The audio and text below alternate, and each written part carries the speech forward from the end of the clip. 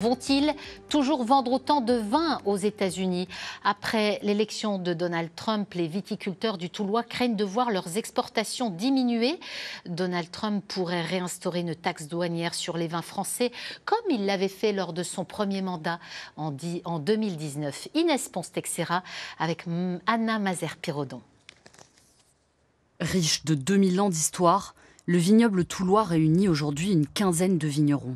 On est au cœur des Côtes de Toul, à Lucé. C'est ici qu'on va produire les raisins pour faire les vins Côtes de Toul, les IGP Lorraine, les bulles et tous les vins qui vont être vendus en France, mais aussi aux États-Unis. David Lelièvre produit près de 100 000 bouteilles par an qu'il exporte en partie outre-Atlantique.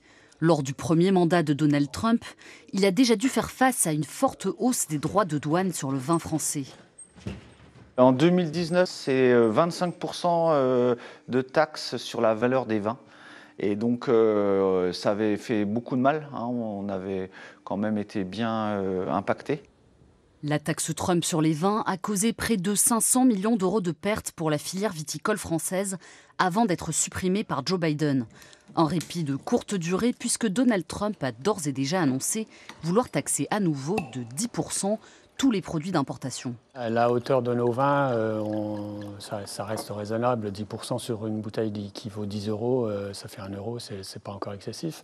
Bien que là-dessus, il faut encore augmenter, ajouter les coûts du transport. Donc arriver autour de 15-20 euros la bouteille, ça fait quand même, ça commence à faire un peu de frais, quoi. Pour certains des vignerons du Toulois, les exportations vers les USA représentent près de 20% du chiffre d'affaires.